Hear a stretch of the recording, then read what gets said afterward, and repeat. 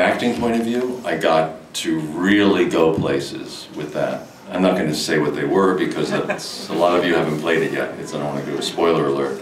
But it goes to all kinds of psychological places that are very exciting for an actor to explore. I had a lot of fun doing that. People don't understand, though, that doing games is 100% different than doing shows.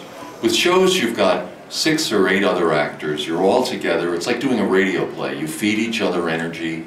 You're acting with each other. You're bouncing things off of each other. The 2 hours goes so fast, and the show's done, and then it's edited by the editors.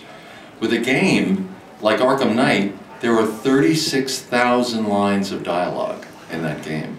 It took 2 years to record. I feel like I have 30,000 of those lines. I know I don't, but it felt like that. And you're doing it because of the way the game is played and built. Structurally, it has to be separate. You have to be alone. So you're alone in a booth for 4 hours at a block. Then they give you an hour off to break, and then you come in for an afternoon 4-hour session.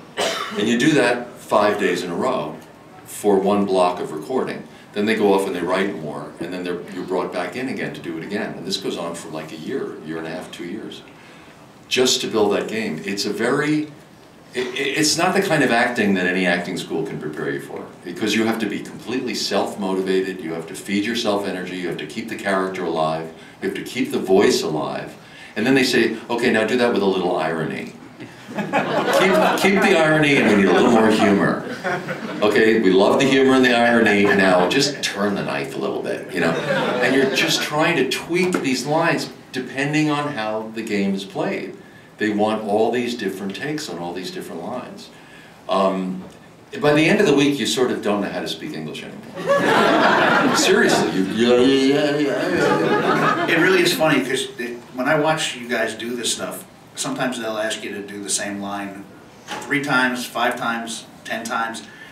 By the end of some of these runs, they're just sounds, they're not words anymore. Yes. It's just noise, but and then they pick the first one you did. And you say you had to like just physically remove yourself from the building at one point, just like... Oh yeah, sometimes I just have to go outside. Just get out of there, go outside, you know, just to shake it out. Because just to, you know, you just... It's like a vacuum. It's so weird recording these games.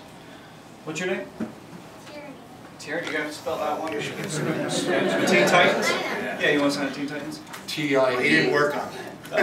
It's fine. T-I-E. Mike can sign, Mike can sign. N-E-Y. Yeah, I can sign. Alright, so we've got a couple minutes here. Mike, I want to talk real quick about what's coming up. We mentioned the Killing Joke, so we know it's coming up, but officially, no official word yet on any casting choices. No official word, not for me. I'm starring in all the new DC.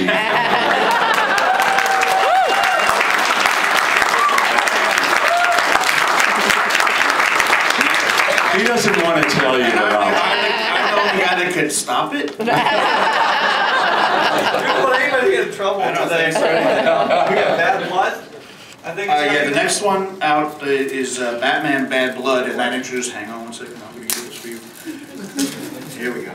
And that is going to introduce the Batwoman character into the Batman family, as well as Batwing. So we're going to really expand the Batman family with this this project. And Justice League versus Titans. After that is Justice League versus Titans. Thank you. Good question. And what we're happiest about in that respect is that for the last few years, the marketing people of the world have been telling us that the only ones that will sell are Justice League and Batman projects. And we really believe that that's not the world we live in anymore. There's going to be 7 DC TV shows on next year. There's 2 to 3 DC movies rolling through the movie theaters in the next 5 years. The world is ready to see what the rest of the DC universe involves. It will still involve Batman, it will still involve Superman, but it will hopefully expand our reach. So if the Justice League meet the Titans, maybe we'll be able to get a Titan solo movie out there, which would be really great.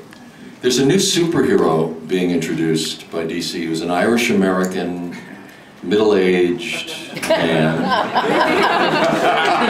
I'm Fat Man.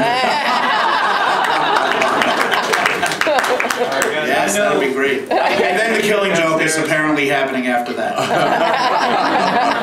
Mike and Kim are going to be signing downstairs. I know you guys have to get downstairs. Great questions, guys. Really appreciate it. How about a hand for these?